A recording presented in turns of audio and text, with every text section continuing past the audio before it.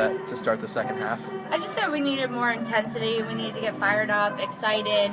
I thought our energy was a little flat, and it was the whole team. It was the people on the field. It was the bench.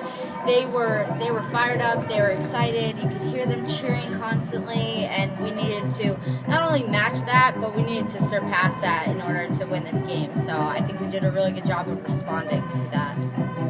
Were you pretty pleased in coming the way they came out in the second half, controlling possession and really kind of ending any hopes George Washington might have had at that point of making that kind of comeback? Yeah, I thought we responded great.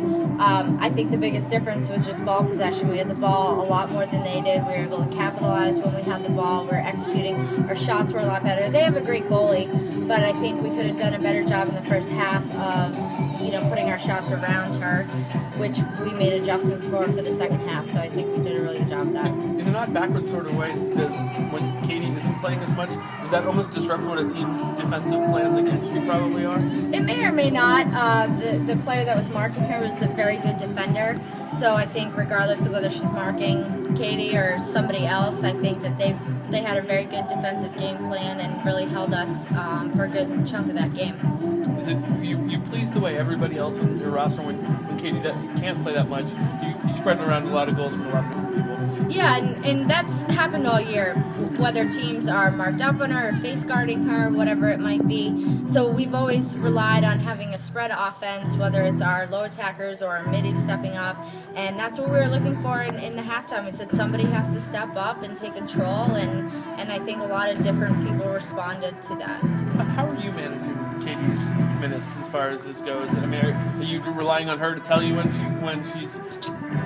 Not really. It's more just seeing how the flow of the game goes, and I thought she did a great job in the second half of helping us sort of get some momentum going, and then once we did get that going, we got a comfortable lead, then we can give her a little bit of rest. So it's more on how we're doing, how we're performing. How much of her being on the field to start the second half, how much did that play into the big run in the second half?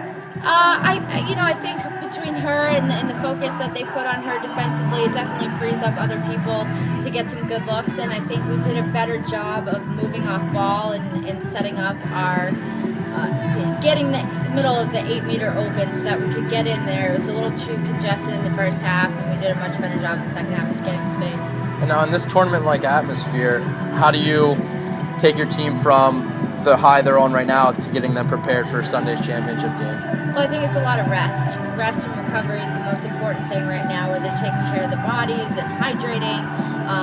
It's going to be warm and sunny all weekend, so we got to make sure we're taking care of it. But, the whole year we've really tried to focus on ourselves as opposed to our opponents. So we're going to keep an eye on this other semifinal game, but it's really up to us. And, again, making sure that we're coming out on Sunday with that energy and intensity that we lacked in the first half today.